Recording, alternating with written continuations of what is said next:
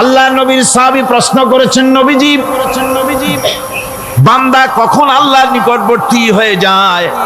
নবীজি বলেছেন, বান্দা যখন সেজদা দেয় তখন আল্লাহর বান্দার মাঝে কোনো হিজাব থাকে না, একদম আল্লাহ পাকের নিকটবর্তী হয়ে যায় বান্দা যখন সেজদায় পড়ে যায়। সুতরাং নামাজ হচ্ছে নিকটবর্তী হওয়া, সালাত এটা হচ্ছে নিকটবর্তী হওয়া। নামাজ ফরজ হওয়ার কারণ হচ্ছে এই যে মানুষ আল্লাহর বান্দা বা গোলাম হিসেবে সৃষ্টি হয়েছে, তাই একমুখী হয়ে এর বন্দিগি করা এটা হচ্ছে তার স্বাভাবিক একটা প্রকৃতি। আল্লাহ রাব্বুল আলামিন এই প্রকৃতির দাবি মিটাবার জন্যই নামাজের ব্যবস্থা করেছেন। মানুষের ফিতরাত, মানুষের নেচার, মানুষের ফিতরাত হচ্ছে এই যে কারো না কারো কাছে মাথা নত করা, হাত জোড় করা, মাথা নত করা, সার্বভৌমত্বের মালিক কাউকে মনে করা, হাত জোড় করতে হলে, মাথা নত করতে হলে, সার্বভৌমত্বের মালিক হিসেবে কাউকে গ্রহণ করতে হলে আল্লাহর বিকল্প কেউ আছে নাকি? ইসলামের মূল দাওয়াতটা হলো ফিতরাত অনুযায়ী দাওয়াত দেওয়া হয়েছে, মানুষ যেন মাথা নত করে, গোলামি করে। এজন্য আল্লাহ রাব্বুল আলামিন বলেছেন যে আমি মানুষ এবং জিনকে সৃষ্টি করেছি, তার কারণটাই হলো মা খালাকতুল জিন্না ওয়াল ইনসা ইল্লা লিয়াবুদুন। মানুষ আর জিন জাতিকে সৃষ্টি করা হয়েছে ইবাদতের জন্য, গোলামির জন্য। ইবাদত আর গোলামি এটাই করতে হবে, গোলামি করতে হবে, দাসত্ব করতে হবে। আর এই দাসত্ব, আল্লাহর আনুগত্যই গোলামির দাওয়াত দিয়েছেন দুনিয়ার সব নবীরা। কোন নবী বলেন নাই যে আমার গোলামি করো। কেউ বলেছেন? বলেন জোরে, কেউ বলেছেন? আল্লাহ পাক বলেন, ওয়ালাকাদ বা'আসনা ফি কুল্লি উম্মাতির রাসূলা আন ইবুদুল্লাহা ওয়াজতানিবুত তাগুত। প্রত্যেক জাতির জন্য আমি রাসূল প্রেরণ করেছি, তারা মানুষকে দাওয়াত দিয়েছেন এই কথা বলে যে এক আল্লাহর গোলামি করো, তিনি ছাড়া কোনো ইলাহ নাই, আইনদাতা নাই, বিধানদাতা নাই, তার গোলামি, তার সামনে মাথা নত করে। নামাজ হচ্ছে তাওহীদের অবশ্যম্ভাবী এক বহির্প্রকাশ। তাওহীদের জন্য তাওহীদবাদী মানুষ যারা, তাদেরকে নামাজ আদায় করতেই হবে। আকীদা বিশ্বাসের দিক থেকে তাওহীদ যদি হয় পুরা দ্বীনের মূল উৎস, তাহলে আমলের দিক থেকে নামাজ হচ্ছে পুরা দ্বীনের মূল ভিত্তি। নামাজ হচ্ছে আমলের মূল ভিত্তি। এর বাস্তবায়ন ছাড়া দ্বীন পূর্ণ হয় না। নামাজ মুমিনের কেবলমাত্র একটি উত্তম আমলই নয়, বরং নামাজ হচ্ছে ঈমানের মূল ভিত্তি। যার কাছে নামাজ নাই তার কাছে কিছুই নাই। রাসূল কারীম সাল্লাল্লাহু আলাইহি ওয়াসাল্লাম বলেছেন যে নামাজ যে ব্যক্তি পড়ে না, আল্লাহ পাকের সাথে তার কোনো সম্পর্ক বাকি থাকে না। সুতরাং এই নামাজটা হচ্ছে এই যে একমাত্র একাগ্র চিত্তে আদবের সাথে আল্লাহর সামনে রুজু হয়ে যাওয়া। কোরআনে কারীম বলছি, মুনিবিনা ইলাইহি ওয়াত্তাকুহু ওয়া আকিমুস সালাতা ওয়া লা তাকুনু মিনাল মুশরিকিন। তোমরা আল্লাহর দিকে রুজু হয়ে যাও এবং তাকে ভয় করে অন্যায় কাজ থেকে বিরত থাকো, আর নামাজ কায়েম করো, মুশরিকদের অন্তর্ভুক্ত হয়ে যেও না। নামাজ কায়েম করা, নামাজের আদেশ কোরআনে কারীমের মধ্যে আল্লাহ পাক বহু জায়গায় করেছেন। ঈমানের পর নামাজই হচ্ছে সবচেয়ে বড় জরুরি। একজন মানুষ ঈমান আনলো, যেমন কালকে একজন ঈমান এনেছে, ঈমান আনার সাথে সাথে তার প্রথম কাজ কি বলুন? বলেন, প্রথম কাজ কি? ফজরের নামাজের আগে একজন ইসলাম কবুল করলেন, তার প্রথম দায়িত্ব নামাজকে আদায় করে দেওয়া, ফজরের নামাজ পড়া। জোহরের আগেই কেউ ঈমান আনলো, তার প্রথম দায়িত্ব জোহরের নামাজ আদায় করা। আসরের নামাজের আগে ঈমান এনেছে, তার প্রথম দায়িত্ব হলো আসরের নামাজ আদায় করা। তার মানে হলো ঈমান আনার পর একজন ঈমানদারের প্রথম দায়িত্ব হচ্ছে নামাজ। গুরুত্বপূর্ণ বিষয়, খুব ভালো করে শুনতে হবে, ইয়াদ রাখতে হবে প্রত্যেকটি মুসলমানের। এই নামাজ কি জিনিস, কেমনে আদায় করতে হবে, আদায় না করলে কি হবে, গুরুত্বপূর্ণ এই কথাগুলি প্রত্যেকের স্মরণ রাখতে হবে। কিয়ামতের দিন মানুষ যে জাহান্নামে যাবে, জাহান্নামের জন্য, জাহান্নামে যে সব কারণে যাবে তার মধ্যে বড় কারণ কালকে বলেছিলাম, দেখি মনে আছে নাকি? বড় কারণ কয়টা? কয়টা? আলহামদুলিল্লাহ মনে আছে। আল্লাহ রাব্বুল আলামিন বলেন, ইয়াতাসাআলুনা আনিল মুজরিমিন, কিয়ামতের দিন অপরাধীদেরকে জিজ্ঞেস করা হবে, মা সালাকাকুম ফি সাকার, জাহান্নামে কেন আসছো? জবাবে তারা বলবে, ক্বালু লাম নাকু মিনাল মুসাল্লিন ওয়া লাম নাকু নুতঈমুল মিসকিন, নামাজ পড়ি নাই আর এতিম মিসকিনদের খেতে দেই নাই, এই কারণেই জাহান্নামে এসেছি। কল নাউযুবিল্লাহ। নামাজ যারা পড়বে না জাহান্নামে যেতে হবে। কোথায় যেতে হবে? আকীদাগত দিক থেকে ঈমান হলো তাওহীদের স্বীকৃতি, আর আমলের দিক থেকে নামাজ হচ্ছে তাওহীদের বহিঃপ্রকাশ। আপনি মুসলমান তা প্রমাণ হবে নামাজ দিয়ে। নামাজহীন ঈমানের দাবি মূল্যহীন। যার নামাজ নাই তার ঈমানের দাবি করার কোনো মূল্যই নেই। অনেক এরকম কথা বলে, হুজুর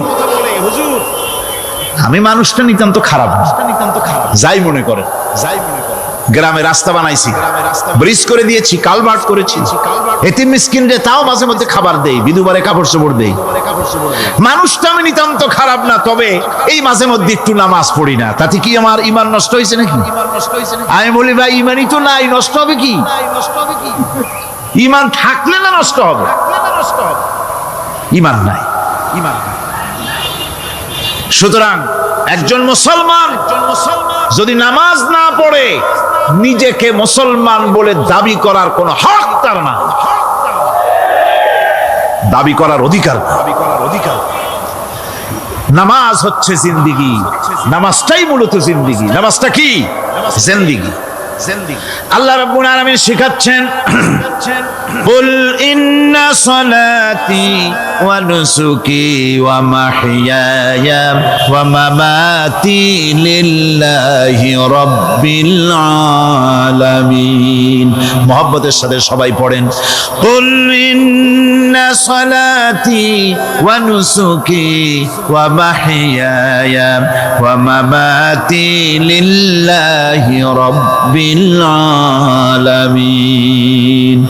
বলো আমার নামাজ, বলো আমার নামাজ, আমার কোরবানি, আমার হায়াত, আমার মত সবকিছুই আল্লাহ রব্বুল আলামিনের জন্য নিবেদিত। আমার বেঁচে থাকা, আমার মরে যাওয়া সব আল্লাহর জন্য। সে আল্লাহ রব্বুল আলামিন, তার জন্য সবকিছু নিবেদিত করতে হবে। আল্লাহ পাকের গোলাম আমাদের বানিয়েছেন, আল্লাহ আমাদের গোলামি করা লাগবে। আর গোলামির নমুনা যাকাত দিয়া, হজ দিয়া, দান দিয়া, সদকা দিয়া, কোন জিনিস দিয়ে নামাজের মতো গোলামির উৎকৃষ্ট প্রমাণ বা নমুনা আর কিছুতে নাই। আমি যে গোলাম, তার উৎকৃষ্ট প্রমাণ হচ্ছে নামাজ।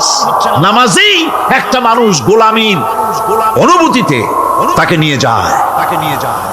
বাদশা হোক, মন্ত্রী হোক, পীর হোক, মওলানা হোক, মুহাদ্দিস হোক, বড় লোক হোক, গরিব হোক, পুরুষ হোক, নারী হোক, যাই হোক, নামাজে দাঁড়াইলো, একেবারে কান্ডারে ধরিয়া, কানের কাছে হাত দিয়া, হাত দুইটা বাঁধিয়া মাথা নিচের দিকে দিয়ে দাঁড়ায় গেল। কিসের মতো? আসামির মতো, গোলামের মতো। সুবহানাল্লাহ। এদিক ওদিক তাকাইতে পারবা না, চোখটা থাকবে সেজদা যেখানে দিবা সেখানে। তাকানো নিষেধ, সেজদার দিকে তাকাও। এরপরে যখন রুকুতে গেলেন, গোলামীর নমুনা হয়ে গেল। গোলামের এরকম মাথা নিচু করে থাকতে হয় প্রভুর সামনে। গেলেন রাজা, বাদশা, বড় লোক, সব অহংকার চূর্ণ হয়ে গেল। নাক আর কপাল দিয়া আমার মাবুদের দরবারে মাথাটা লাগাই দিলাম জমিনের উপরে। সুবহানাল্লাহ। আমি আমার ভাষায় বলি, আমি আমার ভাষায় কথাটা এভাবে বলি, এই জমিনটা যদি কাগজ হয় আর আমার নাকটার কপালটা যদি কলম হয়, তাহলে আমি যে গোলাম দৈনিক 5 বার আমার নাক আর কপাল দিয়া জমিন নামক কাগজের উপরে, দাস খতের উপরে দৈনিক 5 বার নাক আর কপাল দিয়া সই করে দেই, আল্লাহ আমি তোমার গোলাম আর কারো গোলাম নই, আমি একমাত্র তোমার গোলাম। ঘুমের থেকে উঠে সেজদা দিয়ে বলি, দুপুরের সময় কাজ ফেলাইয়া আরেকবার বলি, বিকেল আসার আগে আসরে আরেকবার বলি, দিন যখন শেষ হয় আরেকবার বলি, রাতে যখন শুতে যাই আরেকবার সেজদা দিয়া ঘোষণা করি, মাবুদ আমি তোমার গোলাম। সুবহানাল্লাহ। নামাজ হচ্ছে ইসলামের গণ্ডির মধ্যে প্রবেশের প্রমাণ।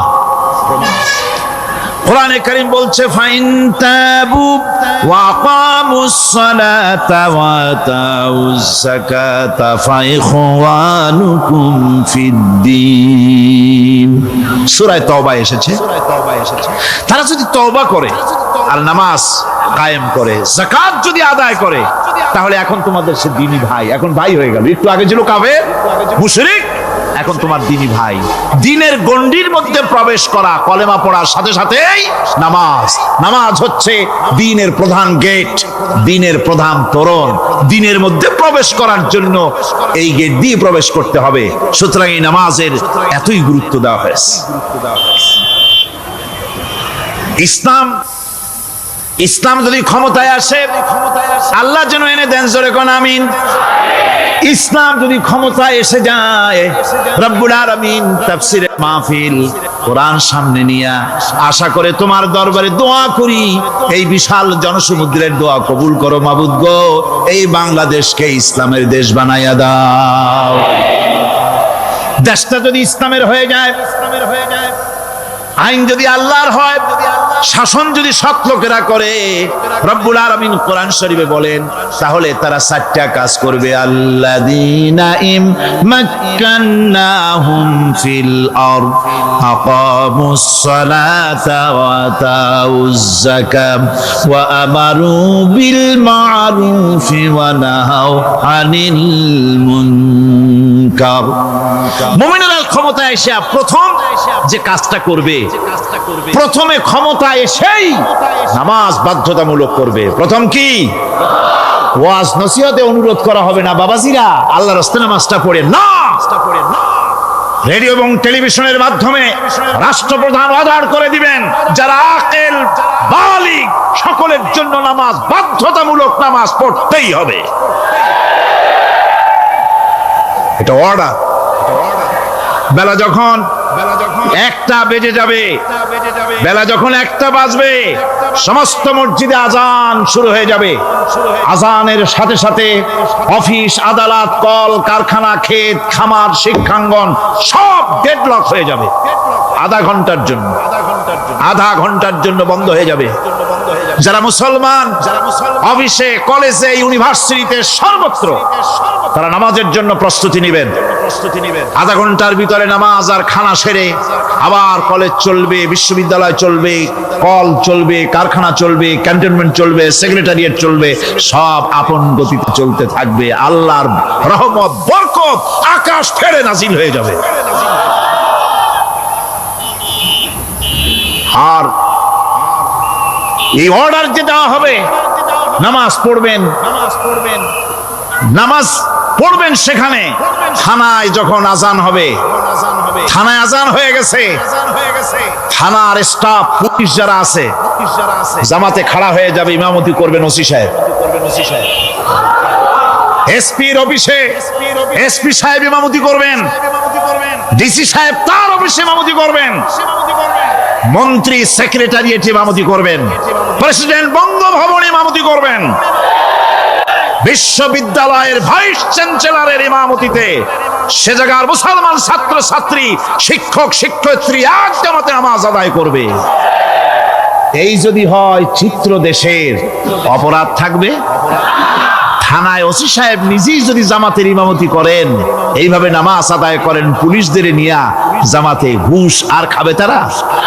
এসপি সাহেবের অফিসে, ডিসি সাহেবের অফিসে মন্ত্রীরা যদি ভাবে নামাজ কায়েম করে, তাহলে কি অন্যায় অপরাধ কিছু থাকবে সমাজে? থাকবে না। সুতরাং নামাজ বাধ্যতামূলক করে দেওয়া হবে। নামাজ বাধ্যতামূলক, সকলকে নামাজ পড়তে হবে। নামাজ হচ্ছে অপকর্মের প্রতিবন্ধক। নামাজ পড়লে অন্যায় কাজ থেকে বাঁচার পর, অন্যায় থেকে বাঁচাই কিসে? নামাজ। আল্লাহ রাব্বুল আলামিন বলেন, উতলু মা উহিয়া ইলাইকা মিনাল কিতাবি ওয়া কিমিস সালাম ইন্নাস সালাতা তানহা আনিল ফাহশাই ওয়াল মুনকার। হে নবী, এই কিতাব তেলাওয়াত করো, যা তোমার প্রতি অবতীর্ণ করা হয়েছে, এই কিতাব তেলাওয়াত করো আর নামাজকে প্রতিষ্ঠা করো। নিঃসন্দেহে নামাজ মানুষকে পাপাচার থেকে বাঁচায়া দেয়। অশ্লীলতা পাপাচার থেকে মানুষকে বাঁচায় কে? জোরে চিল্লায় কোন কে? এই নামাজ মানুষকে অন্যায় কাজ থেকে বাঁচায় দেয়। নামাজ যে মানুষকে অন্যায় কাজ থেকে বাঁচায়, কেমনে বাঁচায়? আমরা যে নামাজ পড়ি, এই নামাজে তো আমাদেরকে অন্যায় কাজ থেকে বাঁচাইতে পারে না। নামাজি বহুত মানুষ আছে অন্যায় করে, করে কিনা? কোন না করে না? করে। নামাজি অথচ অন্যায় করে। আর আল্লাহ বলছেন নামাজিকে, নামাজ তাকে অশ্লীলতা থেকে ফিরায়। তাহলে কথা কাটটা ঠিক? আল্লাহটা জোরে বলেন, কাটটা ঠিক? অবশ্যই আমার আল্লাহর কথা হক। আমি ভুল করতেছি, আমি যেন কোথাও ভুল করতেছি, সামথিং ইজ রং, কোথাও যেন আমরা ভুল করে বসতেছি, সেই ভুলটা কি আমরা আবিষ্কার করতে চেষ্টা করবো ইনশাআল্লাহ। প্রথম যে কথাটা সেটা হচ্ছে যে আমরা যা নামাজে পড়ি আমরা তা বুঝি না। কথা ঠিক কিনা? আমি যদি এখন প্রশ্ন করি সামি আল্লাহু লিমান হামিদা অর্থ কি, কম ফার্স্ট ডিভিশনে কয়েকটা লেটার নিয়ে ফেল করবেন, এরকম লোক আছেন না নাই? সুবহান রাব্বিয়াল আলা অর্থ কি জানি না। সুবহান রাব্বিয়াল আযীমের অর্থ কি জানি না। দোয়া কুনুত অর্থ কি জানি না। তাশাহুদ অর্থ কি জানি না। সূরা ফাতিহার অর্থ কি জানি না। এমন কি উযুর মধ্যে কয়টা ফরজ তা অনেকের জানা নাই। কথা কি বেশি বললাম না ঠিক বলছি? একজনের জিজ্ঞেস করলো, মিয়া উযুতে কয় ফরজ? কয় হুজুর কি মনে করেন যে বুঝি জানি না? এটা তো সাধারণ ব্যাপার, বলেন না কয় ফরজ? উযুতে তো 17 ফরজ। কি কি কয়? হাত ধোয়া, পাও ধোয়া, মুখ ধোয়া, নাক ধোয়া, চোখ ধোয়া, জিহ্বা ধোয়া, মাথা ধোয়া। বলতে বলতে গুনে দেখা গেল প্রায় 19টার মতো বলছে। বলা হলো, মিয়া বললেন আপনি উযুতে ফরজ 17টা, কইলেন আপনি 19টা। কয় হুজুর জানি, আরো বলি না, আপনাদের ভয় তো। উযু জানে না, নামাজ জানে না, তাকে এই নামাজ কেমনে ফিরাবে অন্যায় কাজ থেকে? কথা বুঝতে পেরেছেন? নামাজে আল্লাহু আকবার বললাম, এরপরে সানা পড়লাম, তারপরে সূরা ফাতিহা পড়লাম। সূরা ফাতিহার ভিতরে যে সমস্ত কথাগুলি বললাম সেই কথাগুলি বুঝি না, কি বলেছি তাও জানি না। এরপরে সুবহান রাব্বিয়াল আলা বলেছি, সুবহান রাব্বিয়াল আযীম বলেছি, সামি আল্লাহু লিমান হামিদা বলেছি, অর্থ কি জানি না। আল্লাহ তা শুনতে পান, যে ব্যক্তি আল্লাহর প্রশংসা করেন তিনি তা শুনতে পান। নামাজের মধ্যে আইডিয়া দেওয়া হচ্ছে, তুমি যে আল্লাহর জন্য নামাজ পড়তেছো, প্রশংসা করতেছো, এটা এমন নয় যে আল্লাহ পাক দেখছেন না বা শুনতেছেন না। তুমি যা বলতেছো, প্রশংসা করতেছো, আল্লাহ পাক তা শুনতে পাচ্ছেন। সামি আল্লাহু লিমান হামিদা। সুবহান রাব্বিয়াল আলা, আমি মহান সর্বশ্রেষ্ঠ আল্লাহ রাব্বুল আলামিনের পবিত্রতা ঘোষণা করছি, আমি তার প্রশংসা করছি। সূরা ফাতিহার কি আমরা বলি আপনারা ব্যাখ্যা দেখে বুঝে নিয়েন, সেগুলি আমি এখানে বলে বাকি কথা সব শেষ করতে পারবো না। নামাজে কি পড়েন সেটা যদি জানতেন, অবশ্যই আল্লাহ রাব্বুল আলামিনের কথা কার্যকরী হয়ে যেত। ইন্নাস সালাতা তানহা আনিল ফাহশাই ওয়াল মুনকার। নামাজ মানুষকে পাপের কাজ, অশ্লীলতা থেকে ফিরাতে পারে। আল্লাহ ইন্না বসায়ছেন, নিশ্চয়ই, বেশক, অবশ্যই নামাজ পাপ থেকে ফিরাবে। কিন্তু কেমনে ফিরাবে নামাজ তো বুঝি না, নামাজ তো বুঝি না। খালি সেজদা দেয় জনমের মতো। আর সেজদা কি? নামাজে যদি দেখে ইমাম দেরি করতেছে, আত্তাহিয়াত পড়তে দেরি হয়ে যাচ্ছে, পিছন থেকে সিগন্যাল মারে, ঠিক কিনা? বেয়াদব, বেয়াদব। তোমার নামাজ, তোমার আত্তাহিয়াত আগে শেষ হয়েছে, তাতে কি হয়েছে? চুপ করে বসে থাকো। ইমামকে কাশি দিয়া সতর্ক করার অধিকার তোমার নাই। যদি ইমামকে সতর্ক করার জন্য কাশি দিয়ে থাকো, তোমার নামাজ ফাসেদ হয়ে যাবে। এটা ফাজলামি করার জায়গা না, এটা নামাজ। এর নাম কি? ধীরে সুস্থে নামাজ পড়তে হবে। অনেকে মসজিদটারে মনে করে জেলখানা, ঢুকতে যত দেরি, বেরোতে পারলে যেন বাসে যান ছটফট করে। সিনেমার মধ্যে গিয়ে ঘন্টার পর ঘন্টা বসে থাকে, খারাপ লাগে না? মসজিদে কেরাত যদি একটু লম্বা পড়ে, পিছনে বসে খালি কি যে করে, মনে মনে বলতে থাকে যে ইমাম এমন কাঁচা ছাড়া ছাড়ি না। আর গান যখন শোনে শুনতেই থাকে, কত মজা। ঘুম আসে না, নাউযুবিল্লাহ। সুতরাং নামাজে কি পড়েন সেটা আপনাকে বুঝতে হবে। সঠিকভাবে নামাজ পড়ার পরও যদি কোনো মানুষের সঠিকভাবে, ভালো করে শোনেন, সঠিকভাবে নামাজ পড়ার পরেও যদি কোনো মানুষ পাপের থেকে না ফেরে, তাহলে বুঝতে হবে একথা, পানি আর সাবান দিয়া কাপড় ধুলে কাপড়ের ময়লা যাবে, কিন্তু পানি আর সাবান দিয়া কয়লা জনমের মতো ধুইলেও কয়লার ময়লা যাবে না। কথা বুঝে আসছে? এর থেকে আর উত্তম দৃষ্টান্ত আমার কাছে নাই। নামাজ পড়ার পরেও যদি চরিত্র ভালো না হয়, বুঝতে হবে নামাজ হচ্ছে না, কাঙ্ক্ষিত মানের নামাজ আদায় হচ্ছে না। আল্লাহর নবী বলেছেন, যার নামাজ পাপ কাজ হতে ফিরাতে পারলো না, তার নামাজ নামাজি নয়। আবার শুনুন, রাসূল বলছেন, যার নামাজ তাকে পাপের কাজ থেকে ফিরাতে পারলো না, তার নামাজ নামাজ নয়।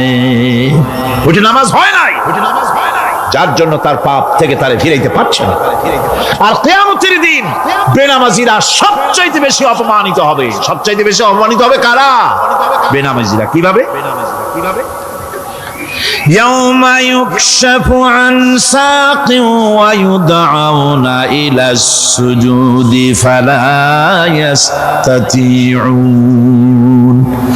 সেদিন কঠিন সময়, আল্লাহ রাব্বুল আলামিন লোকদেরকে সেজদা করার জন্য বলবেন, কিন্তু যারা বেনামাজি ছিল দুনিয়ায়, তারা সেজদা দিতে পারবে না। বলেন নাউযুবিল্লাহ। অবস্থাটা কি হবে? খাশিআতান আবসারুহুম তারহাকুহুম যিল্লাহ। তাদের দৃষ্টি নিচু হবে, লাঞ্ছনা এবং অপমান তাদের উপরে চেপে বসবে, সেজদা দিতে পারবে না। আল্লাহ আমাদেরকে ক্ষমা করুন। কিয়ামতের দিন হযরত আদম আলাইহিস সালাম থেকে শুরু করে পৃথিবীর সমস্ত মানুষের সামনে আল্লাহ রাব্বুল আলামিন সেজদা করার জন্য অর্ডার করবেন। যারা নাকি বেনামাজি, ওরা আল্লাহর দরবারে সেদিন সেজদা দিতে পারবে না, লাঞ্ছিত, অপমানিত হবে। জোরে কর নাউযুবিল্লাহ।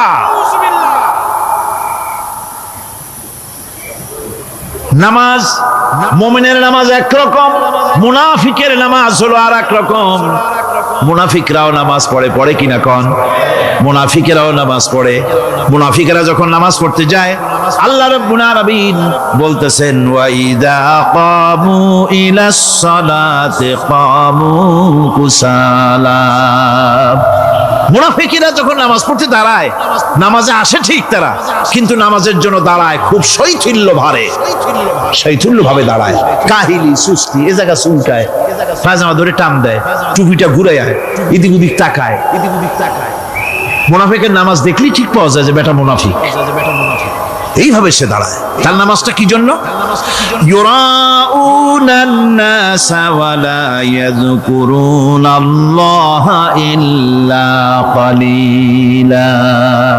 তাদের নামাজ হচ্ছে মানুষকে দেখাবার নামাজ। নাউযুবিল্লাহ। এখন দেখবেন এই মৌসুম আসছে, নামাজের মৌসুম, বেনামাজিদের নামাজের মৌসুম। জনসভা হচ্ছে, নির্বাচন আসতেছে, নামাজে রক্ত হয়ে গেছে, তাড়াতাড়ি আজান হয়ে গেল। টুপি না থাকলে রুমাল একটা মাথায় দিল, উজু আছে কি না আছে, আল্লাহু আকবার, যা আছে কপালে হয়ে যাক।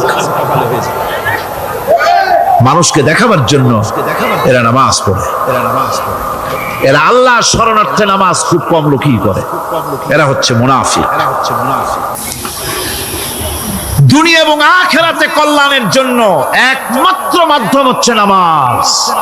দুনিয়া যদি কল্যাণ চাই, আখিরাতেও যদি কল্যাণ চাই, তাহলে এর জন্য কি করতে হবে? কি করতে হবে? আমার কথা নয়, আল্লাহ রাব্বুল আলামিনের কথা শুনুন।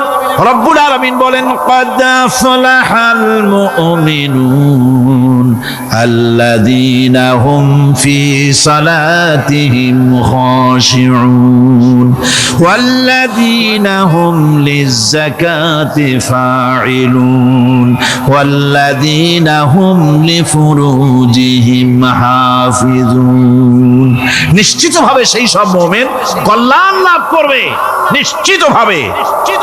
তারা হচ্ছে ওই সব লোক যারা নিজেদের নামাজ ভীতি মিশ্রিত বিনয় ভাবে, ভীতি মিশ্রিত অবস্থায় বিনয়ের সাথে যারা নামাজ আদায় করে, যারা বেহুদা কাজ থেকে বিরত থাকে, যারা যাকাতের পন্থায় কর্মতৎপর হয়, আর যারা নিজের লজ্জাস্থানকে হেফাজত করে। এরপরে আল্লাহ পাক বলেন, ওয়াল্লাযীনা হুম লিআমানাতিহিম ওয়া আহদিহিম রাউন ওয়াল্লাযীনা আলা সালাওয়াতিহিম ইউহাফিজুন ওয়াল্লাযীনা আলা সালাতিহিম হাফিজুন। আর যারা তাদের আমানতকে পূর্ণ করে, আমানত এবং তাদের ওয়াদা চুক্তি পূর্ণ করে, এবং যারা নিজেদের নামাজ সমূহকে পূর্ণভাবে হক আদায় করে নামাজ পড়ে, নামাজের যারা হেফাজত করে, এরা কারা? এরা হচ্ছে উলাইকা হুমুল ওয়ারিসুন আল্লাযীনা ইয়ারিসুনাল ফিরদাউসা হুম ফিহা খালিদুন। এরা হচ্ছে সেই সব লোক, এরা উত্তরাধিকার হচ্ছে জান্নাতের উত্তরাধিকার, জান্নাতুল ফিরদাউসে আল্লাহ রাব্বুল আলামিন এই গুণ বিশিষ্ট লোকদের জন্য জায়গা করে দিবেন। জোরে কোন সুবহানাল্লাহ। নামাজকে পড়তে বলা হয় নাই, কোরআন শরীফে বলা হয়েছে নামাজ কায়েম করো। কি বলা হয়েছে কন্ত দেখি? নামাজ কায়েম করো, নামাজ পড়ো।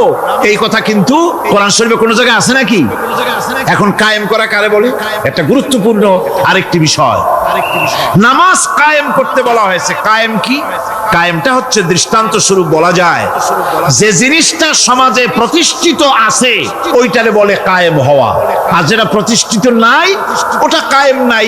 কায়েম মানেই হলো প্রতিষ্ঠিত থাকা। যেমন আমাদের দেশে, আমাদের সমাজে নারী পুরুষ শিশু বৃদ্ধ সকলেই কাপড় পরা, শাড়ি পরা, লুঙ্গি পরা, এই কাপড় পরাটা কায়েম আছে, প্রতিষ্ঠিত আছে না নাই?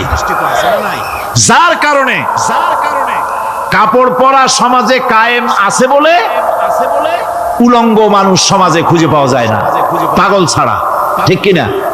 একটা বাচ্চাকেও যদি উলঙ্গ হতে বলেন এখানে, 5 বছর 6 বছর একটা বাচ্চাকেও, সে কিন্তু রাজি হবে না। ঠিক কিনা? যেহেতু কাপড় পরা সমাজে প্রতিষ্ঠিত আছে সেহেতু উলঙ্গ মানুষ পাওয়া যায় না, কাপড় পরাটাই এখানে প্রতিষ্ঠিত। সুতরাং এখন অবস্থাটা এই হয়েছে, কাপড় পরা প্রতিষ্ঠিত আছে বলে কোন উলঙ্গ মানুষ এসে যদি এই মঞ্চে দাঁড়ায় আর বলে আমাকে একটু বক্তৃতা করতে দেন, আপনারা কি করবেন? মঞ্চে তো উঠতেই দিবেন না। উলঙ্গ মানুষ যদি কোনো চাকরি নিতে যায় ইন্টারভিউতে, তাকে লাইনে দাঁড়াইতে দেবে? দেবে না। এমনকি উলঙ্গ হয়ে যদি বাড়িতে প্রবেশ করে তার বউ দূর দূর করে তাড়ায় দেবে। ঠিক কিনা?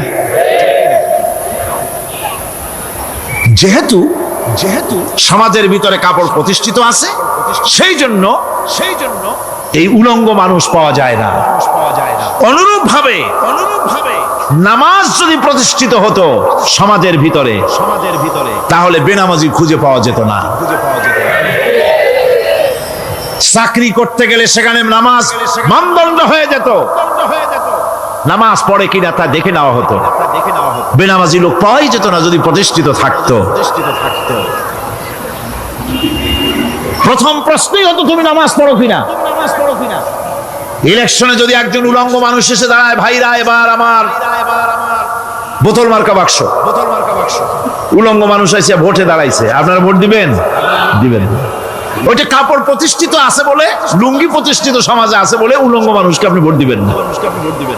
নামাজ যদি প্রতিষ্ঠিত থাকতো সমাজে, বেনামাজি মানুষ যদি এসে মঞ্চে দাঁড়ায়া যতই বলতো আমি ক্ষমতায় গেলে এই করব সেই করব, নামাজ প্রতিষ্ঠিত থাকলে পরে বেনামাজিরে কেউ ভোট দিত না।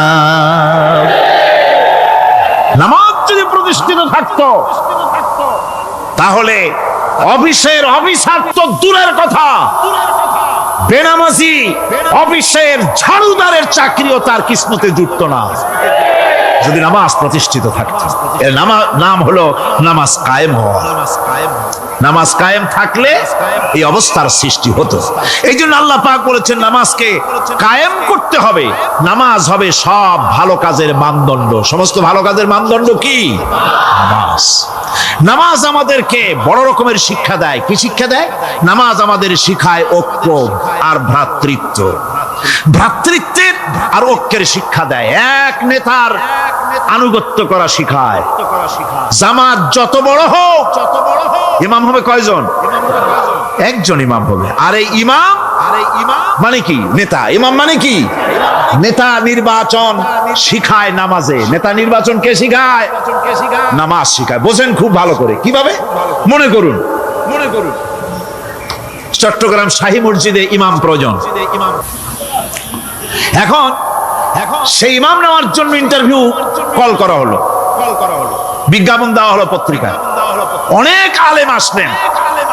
ইন্টারভিউ বোর্ডে যারা বসলেন তারা ইন্টারভিউটা কিভাবে নেবেন? যার মাথার চুল লম্বা বেশি তার ইমামতি দেওয়া হবে। যার লুঙ্গিটা পায়ের গিরার তলে তারে দেওয়া হবে। যার মোষটা মুখের মধ্যে গিয়া ঢুকছে, হাসি দিলে বুঝাই যায় না হাসে না কান্দে, তারে দিবে। দাড়িগুলা কামাইছে তারে দেবে। সিগারেট খায়, বা অবশ্য চট্টগ্রাম আর সিলেটে সিগারেটের ফতোয়া ভিন্ন রকম।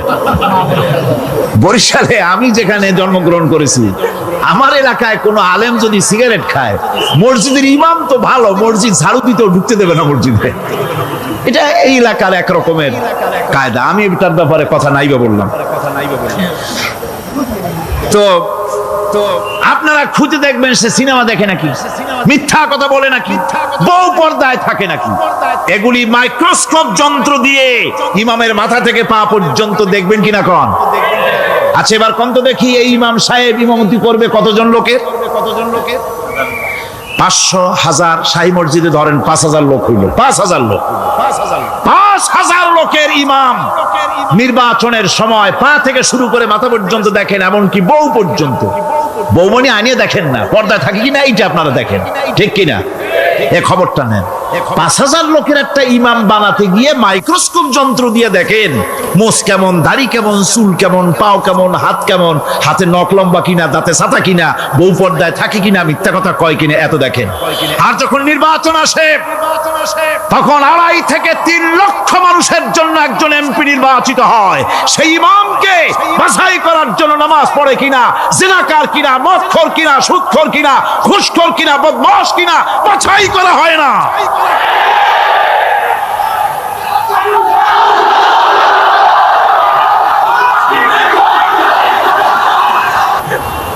নামাজ আমাদেরকে এটা শিখায়। ইমামকে আপনি বানাইতে হবে, কোন সুবহানাল্লাহ। নামাজ ঐক্য শিখায়, নামাজ ভ্রাতৃত্ব শিখায়, নামাজ পারস্পরিক মহব্বত শিখায়, নামাজ নেতা কেমন হওয়া উচিত, নেতা নির্বাচন শিখায়। আবার নেতা ভুল করলে তার ভুল বলা যাবে না, এরকম হতে পারবে না। নামাজের ভিতরে ইমাম যদি ভুল করলে আপনি লোকমা দিবেন, সুবহানাল্লাহ, আল্লাহু আকবার বলবেন। যদি তিনি সংশোধন না হলেন আবার দেন, তাতেও সংশোধন হলো না আবার দেন। 3 বার লোকমা দেওয়ার পর যদি ভুল সংশোধন না করে নামাজ ছেড়ে দেন, ইমামকে বের করে দেন, নতুন ইমাম নিয়োগ করেন। যারা ক্ষমতায় যাবে, আপনি রাষ্ট্রের ইমাম যারে বানাবেন, সেই রাষ্ট্রীয় ইমাম যদি জনগণের ইচ্ছার বিরুদ্ধে যদি চলে, 1 বার লোকমান দেন, 2 বার লোকমান দেন, 3 বার দেন, তারপরেও যদি না নামে, ঘাট ধরে নামেন।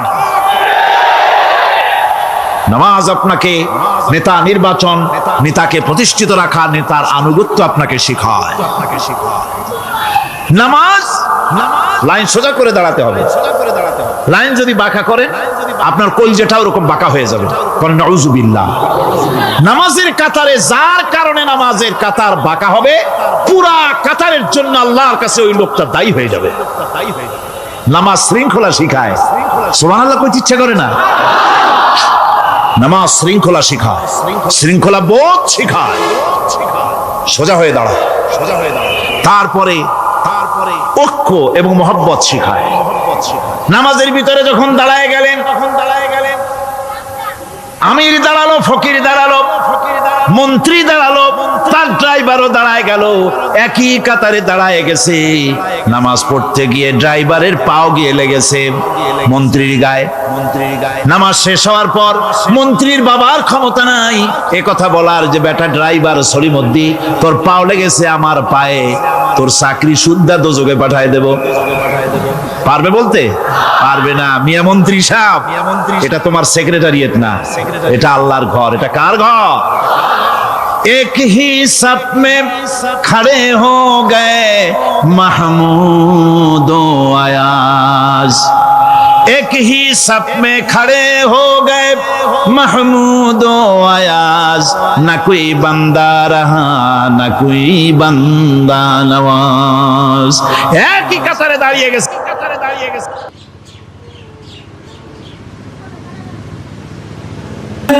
কোরআনে কারীমের মধ্যে আল্লাহ পাক এই পৃথিবীর বুকে যারা আরামের টাটকা সুখগুলি, আরামগুলি যারা বর্জন করে আল্লাহ রাব্বুল আলামিনকে বিশ্বাস করে যারা জীবন পরিচালনা করেছে, আল্লাহ পাক তাদের জন্য জান্নাত রেখেছেন এবং তাদের জন্য বলছেন, সাবিকু ইলা মাগফিরাতিম মির রাব্বিকুম ওয়া জান্নাতিন আরদুহা কাআরদিস সামাই ওয়াল আরদ উইদ্দাত লিল্লাযীনা আমানু বিল্লাহি ওয়া রাসূলি। আল্লাহ পাক বলেন, প্রতিযোগিতা করো আল্লাহর মাগফিরাত কামনার জন্য আর জান্নাতে যাওয়ার জন্য প্রতিযোগিতা করো, আল্লাহর রহমত পাওয়ার জন্য সৎ কাজের প্রতিযোগিতা করো, তাহলে আল্লাহ রাব্বুল আলামিন তোমাদেরকে ক্ষমা করবেন আর তোমাদের জন্য এমন জান্নাত দিবেন যেই জান্নাত আকাশের বিশালতার, জমিনের বিশালতার মতো। এই বিরাট জান্নাত তোমাদেরকে দিবেন। এই জান্নাত চিরস্থায়ী সুখ এবং শান্তি জায়গা হবে। মাসালুল জান্নাতিল্লাতী উইদাল মুত্তাকুন ফিহা আনহারুম মিন মাইন গায়রি আসিলিন ওয়া আনহারুম মিন লাবানিন লাম ইয়াতাগায়্যার তা'আমুহু। আল্লাহ পাক বলছেন, জান্নাত আল্লাহ পাক ওয়াদা করেছেন মুত্তাকিদের জন্য। আল্লাহ পাক জান্নাত দিবেন, যে জান্নাতের ভিতরে রয়েছে মধুর প্রস্রবণ, রয়েছে দুধের প্রস্রবণ, রয়েছে সেখানে স্বচ্ছ পানীয় পানির প্রস্রবণ রয়েছে। এই সুন্দর জান্নাত, ঝর্ণা ধারা আল্লাহ পাক সৃষ্টি করেছেন, বাগ বাগিচা দিয়ে ভরে রেখেছেন জান্নাত। সেই জান্নাতে জান্নাত হবে এয়ার কন্ডিশন, রোদ্রের তাপ হবে না সেখানে, রোদ্রের খরতাপ হবে না সেখানে, ঠান্ডার প্রচন্ডতা থাকবে না। কিরকম হবে জায়গাটা?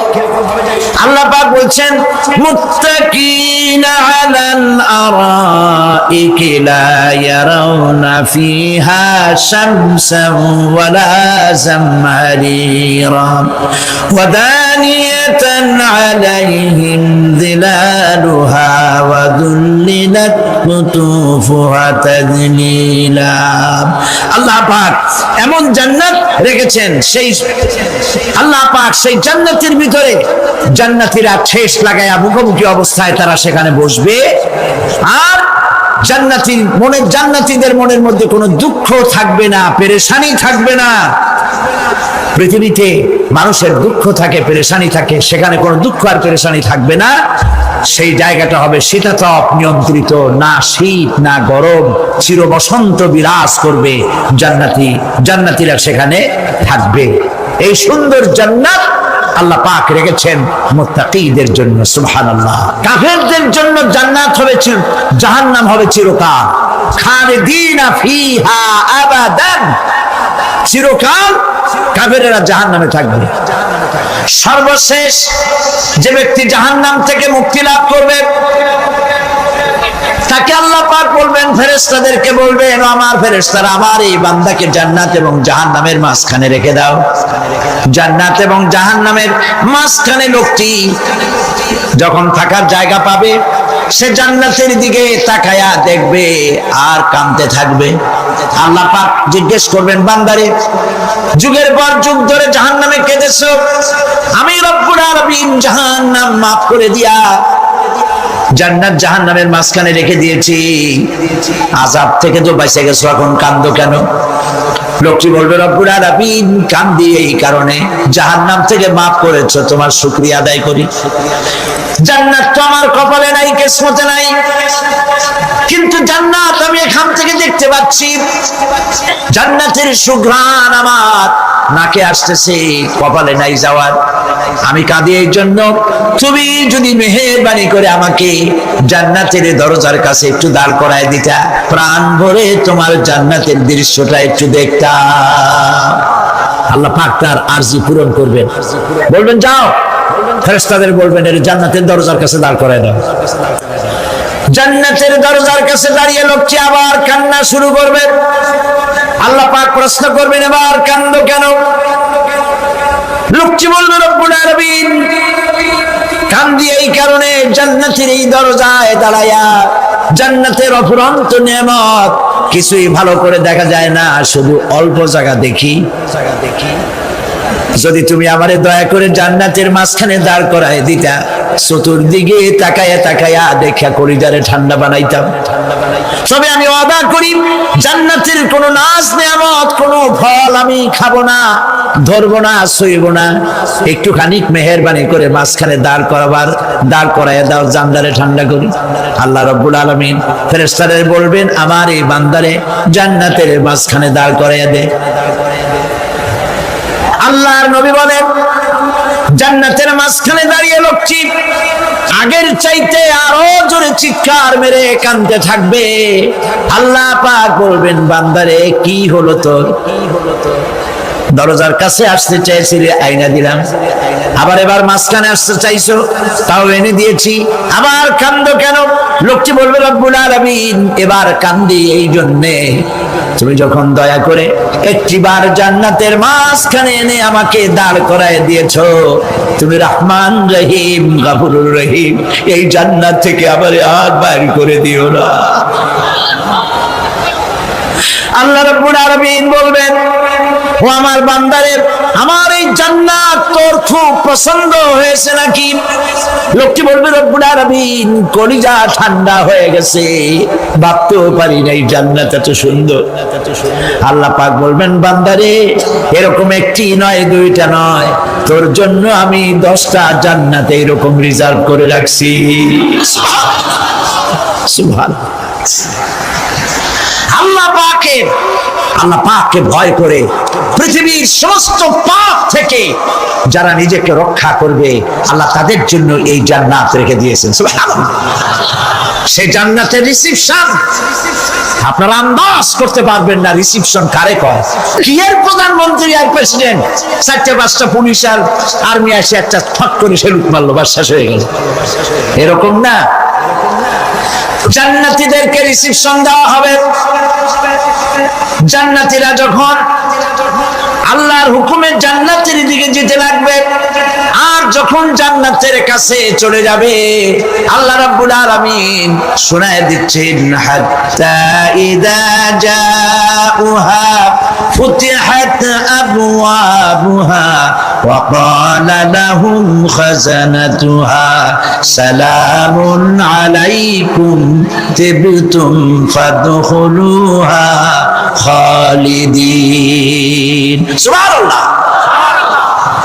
জান্নাতীরা যখন জান্নাতে প্রবেশ করার দরজার মুখোমুখি হবে দ্বার রক্ষীগণ তখন বলবে সালামুন আলাইকুম, আল্লাহর শান্তি তোমাদের উপরে বর্ষিত হোক।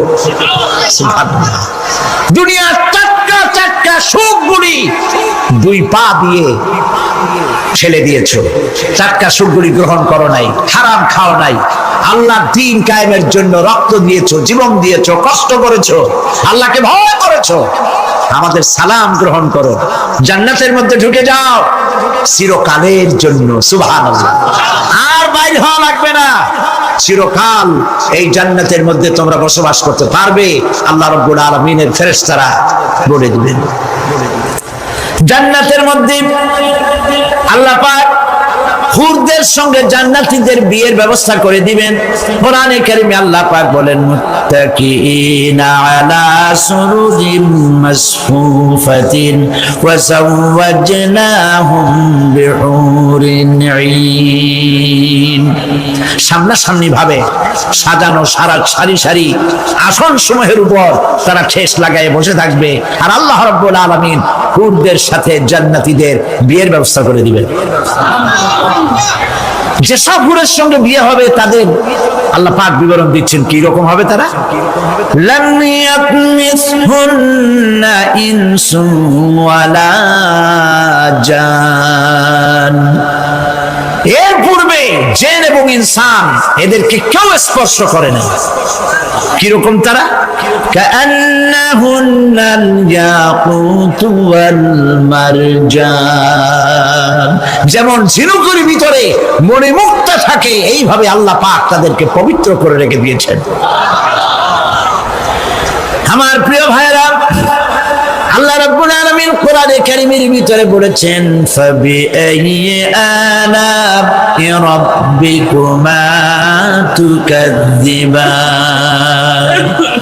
জান্নাত দান করে আল্লাহ পাক এবার জান্নাতীদেরকে সম্বোধন করে বলবেন ইয়া ইবাদি লা খাউফুন আলাইকুমুল ইয়াওমা ওয়ালা আনতুম তাহজানুন। হে আমার বান্দারা, লা খাউফুন আলাইকুমুল ইয়াওম, আজ আর কোনো ভয় নাই। সুবহানাল্লাহ, সুবহানাল্লাহ। আজ আর কোনো ভয় নাই, কোনো চিন্তাও নাই, আরামে এই জান্নাতের মধ্যে বসবাস করো। এরপরে আল্লাহ পাক জিজ্ঞেস করবেন ও আমার জান্নাতীরা, আমি যেসব ওয়াদা করছিলাম আমার ওয়াদা মোতাবেক সমস্ত নিয়ামত পেয়েছো? তারা বলবে হ্যাঁ পেয়েছি, সব নিয়ামত আপনার ওয়াদা মোতাবেক সব পেয়েছি।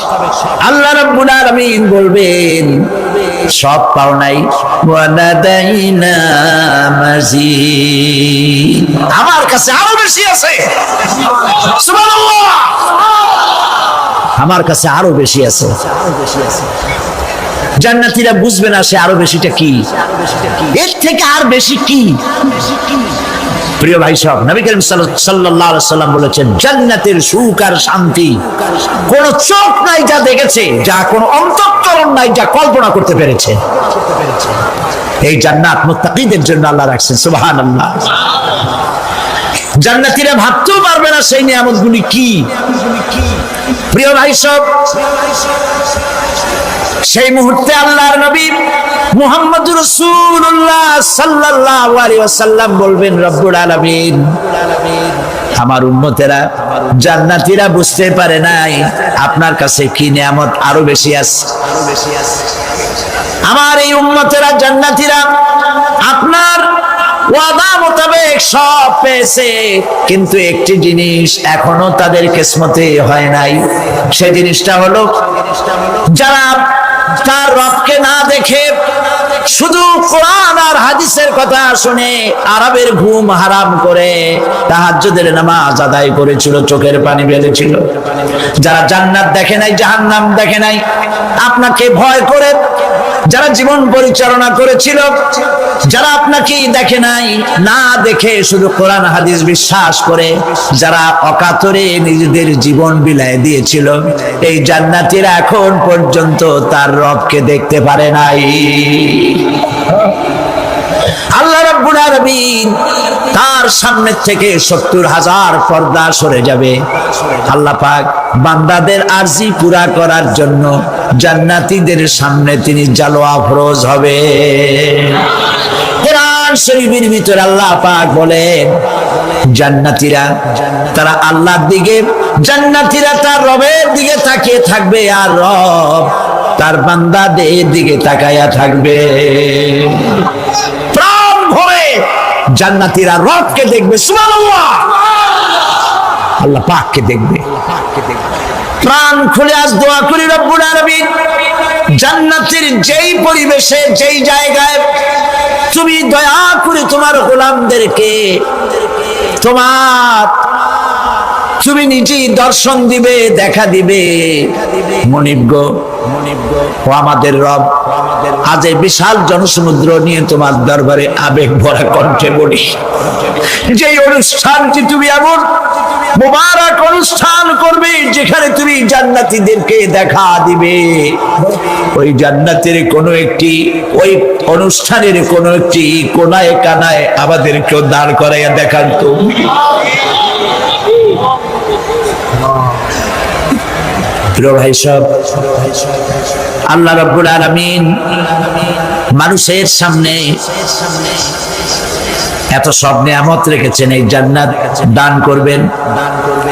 এরপরে আল্লাহ রাব্বুল আলামিন কোরআনে কারীমের মধ্যে বলেছেন, রব্বিস সামাওয়াতি ওয়াল আরদি ওয়া মা বাইনাহুমার রাহমানি লা ইয়ামলিকুনা মিনহু খিতাবা। এসব পুরস্কার রয়েছে তোমাদের সেই রবের পক্ষ থেকে যিনি আকাশ আর জমিনের মালিক। সুবহানাল্লাহ বলবেন না? যার সামনে কথা বলার ক্ষমতা কারো হবে না। এটি একটি মারাত্মক কথা।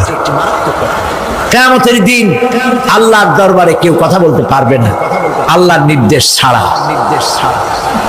একটি আকীদা পরিষ্কার করে নিয়ে যান আপনাদের, সে আকীদাটা এভাবে পরিষ্কার করুন, কোন পীর সাহেব, কোন খাজা বাবা, কোন মাওলানা, কোন মুহাদ্দিস, কোন বুজুর্গ আপনাকে সুপারিশ করতে পারবে না যদি না আল্লাহ পাক তাকে কথা বলার তৌফিক না দেন। মনে থাকবে এটা? আয়াতুল কুরসির ভিতরে আমরা পড়ি, মান যাল্লাযী ইয়াশফাউ ইনদাহু ইল্লা বিইযনিহি। আল্লাহ পাক বলেছেন কিয়ামতের দিন আল্লাহর দরবারে কার সাহস আছে কথা বলতে পারে? মান যাল্লাযী ইয়াশফাউ ইনদাহু ইল্লা বিইযনিহি। আল্লাহর ওয়াদা ছাড়া, হুকুম ছাড়া আল্লাহর সামনে কথা বলা সেদিন কেউ থাকবে না। সুবহানাল্লাহ। কেউ কথা বলতে পারবে না। সুপারিশ করতে হবে, আল্লাহ যারে বলেন তুমি করো, অমুকের জন্য করো, সেই ব্যক্তি শুধু তার জন্যই করতে পারবে, আর কেউ কথা বলতে পারবে না। সেই কঠিন হাসরের ময়দান, যেদিন শুধুমাত্র আল্লাহ পাক কথা বলবেন, আর যারে বলতে বলবেন সেই কেবলমাত্র বলতে পারবে। সুপারিশ এটি আল্লাহ পাক কিয়ামতে পারমিশন দিলে বলা যাবে। হযরত ইব্রাহিম আলাইহিস সালাম, হযরত ইব্রাহিম আলাইহিস সালাম কিয়ামতের দিন তার নিজের পিতা সম্পর্কে সুপারিশ করবেন। রব্বুল আলামিন, আমার আব্বার জন্য সুপারিশ করতেছি, মেহেরবানি করে জাহান্নাম থেকে তারে আপনি রক্ষা করুন। আল্লাহ রব্বুল আলামিন বলবেন, ইব্রাহিম তোমার সুপারিশ মঞ্জুর হবে না। প্রিয় ভাই সব, একটু মাথা খাটান, চিন্তা করেন। জাতির পিতা কে? জাতির পিতা চিল্লায় বলুন, কলিজা সাফ করে ফেলুন। মুসলমানদের জাতির পিতা হাফিজ আবি কেউ হতে পারে না।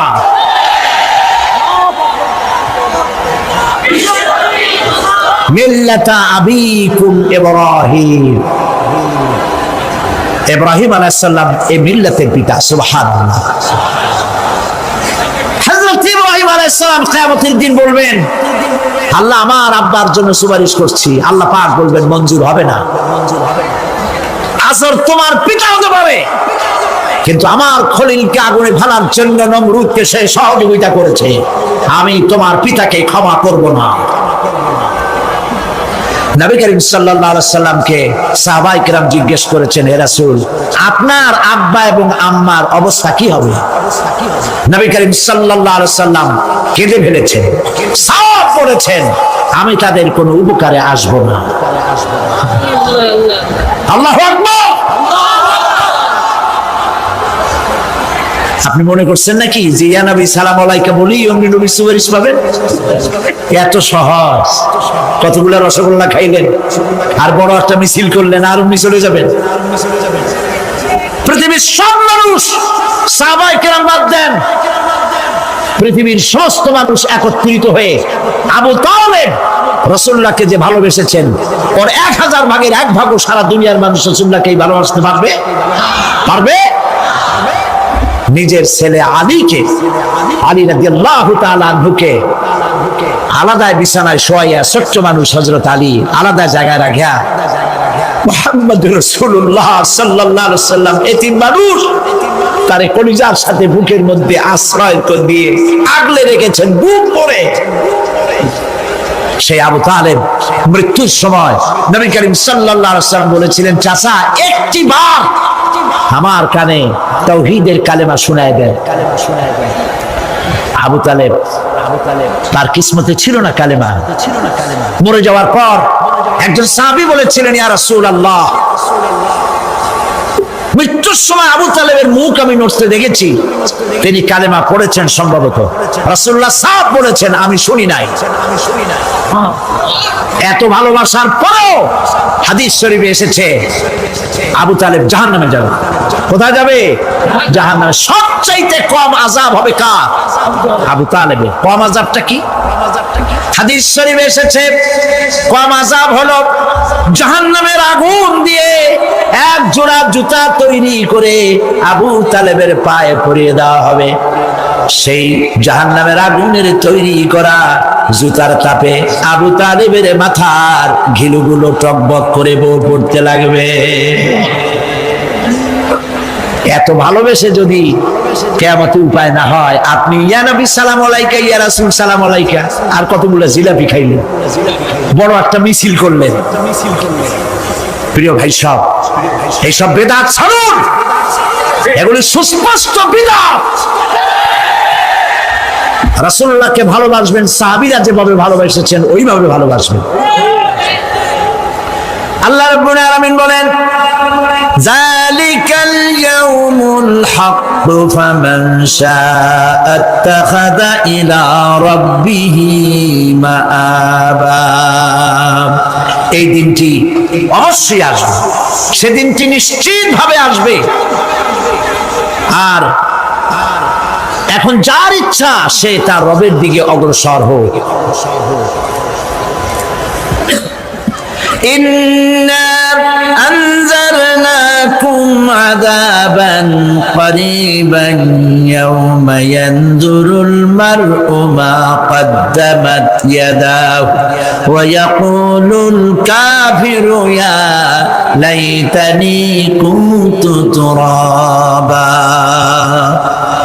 ইন্না আনজারনাকুম আযাবান করিবা, খুব নিকটবর্তী একটি আযাব সম্পর্কে আমি তোমাদেরকে সতর্ক করে দিলাম। কে বলতেছে? আল্লাহ পাক। লক্ষ্য করুন আল্লাহ কি বলছেন, খুব নিকটবর্তী একটি কঠিন শাস্তি, আযাব, অর্থাৎ কিয়ামত, এ সম্পর্কে আমি তোমাদেরকে সতর্ক করে দিলাম। ইয়াউমা ইয়ানজুরুল মার'উ মা কদ্দামাত ইয়াদাহু, সেদিন প্রত্যেকটি লোক যা সে পাঠিয়ে দিয়েছিল এখানে, অর্থাৎ যা করেছিল সেগুলি সে দেখতে পাবে।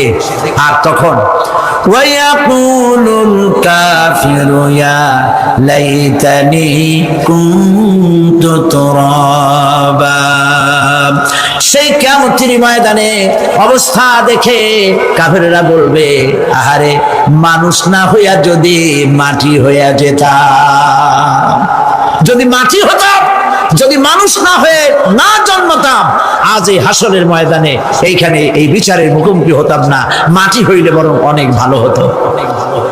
এই পৃথিবীতে আমরা এসেছি, চলে যাব, যাওয়ার আগে এই কোরআন একটি বিশাল জনগোষ্ঠী এমন বানাতে চেয়েছে যে জনগোষ্ঠী এই কোরআন দিয়ে একটি বিশাল সমাজ গড়বে, রাষ্ট্র গড়বে, এমন রাষ্ট্র গড়বে যেই রাষ্ট্রে দুঃখ থাকবে না, অশান্তি থাকবে না, যেখানে সুখ থাকবে, সমৃদ্ধি থাকবে, আর কিয়ামতের দিন আল্লাহর জান্নাতে তারা চলে যাবে। তেমন একটি সমাজকে আমরা চাই। সবাই বলেন, সেরকম একটি সমাজকে আমরা চাই। প্রিয় ভাই সব, কিয়ামতের দিন আমরা যেতে চাই জান্নাতে। কোথায় যেতে চাই বলেন? জোরে বলেন। এই জান্নাতে যাওয়ার জন্য, এই জান্নাতে যাওয়ার জন্য দুইটা কাজ করতে হবে। কয়টা কাজ? আল্লাহ রাব্বুল আলামিন বলেন, ফামান কানা ইয়ারজু লিকাআ রাব্বিহি ফালইআমাল আমালান সালিহান ওয়া লা ইউশরিক বিইবাদাতি রাব্বিহি আহাদা। আল্লাহ পাক বলেন, যে বাজারা আমার সঙ্গে দেখা করতে চায় কিয়ামতে, দুইটা কাজ করা লাগবে। বলেন কয়টা কাজ? একটা হলো নেক আমল। কি আমল বলেন? নেক আমল। নেক আমল কারে বলে? নেক আমল করতে হলে আবার দুইটা শর্ত লাগে। এক নম্বরে কাজটা করতে হবে আল্লাহরে খুশি করার জন্য। কারে খুশি করার জন্য?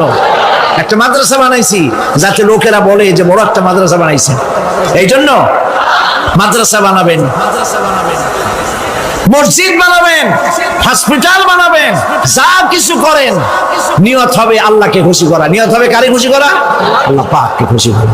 এই হলো নেক আমলের প্রথম শর্ত, কাজ হবে আল্লাহকে খুশি করার জন্য। দুই নম্বরে কাজটি হতে হবে সুন্নতে নববী সাল্লাল্লাহু আলাইহি ওয়াসাল্লামের উপরে। মনে থাকবে, দাড়ি রাখবো কেন রাখবো? রাসূলের সুন্নাত। রাখবো কারে খুশি করার জন্য? আল্লাহকে খুশি করার জন্য। রাখবো কার মতো? রবীন্দ্রনাথের মতো, কার্ল মার্কসের মতো, কবির মতো নয়। রাখতে হবে কার মতো? নবীর মতো। বুঝে নেন, কাজটা হতে হবে আল্লাহকে খুশি করার জন্য।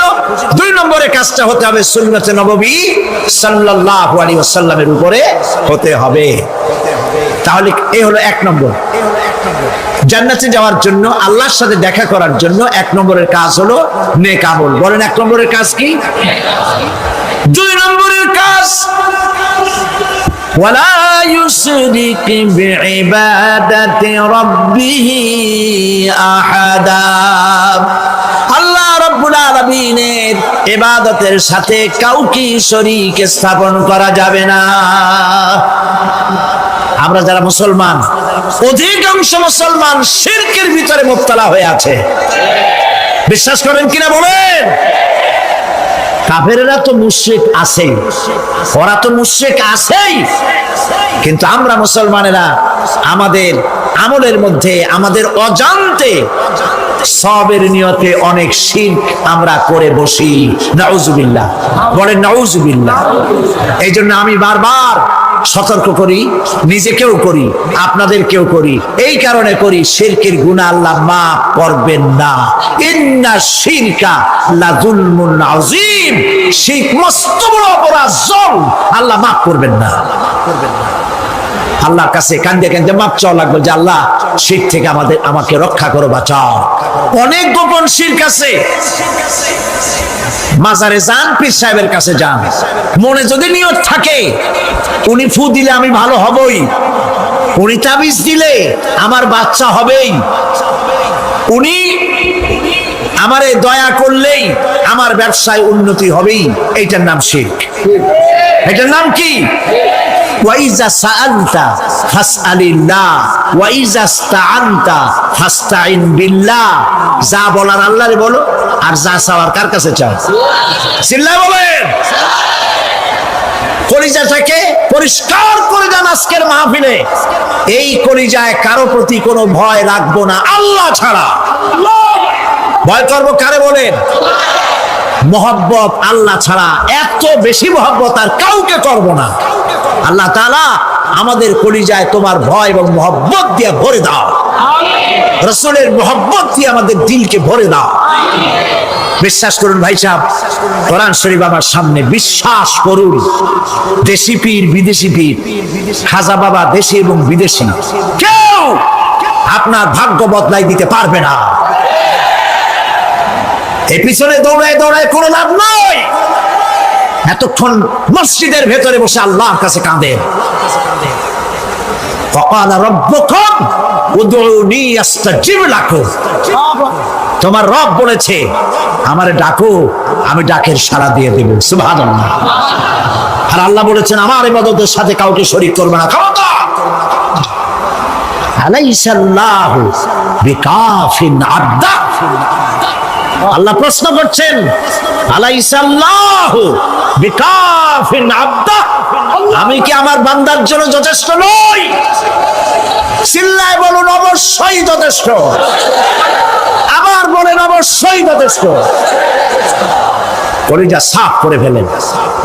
সম্রাট শাহজাহান, দিল্লির সম্রাট, হাবিজাবি সম্রাট না, দিল্লির সম্রাট। এখন কোথায়? কবরের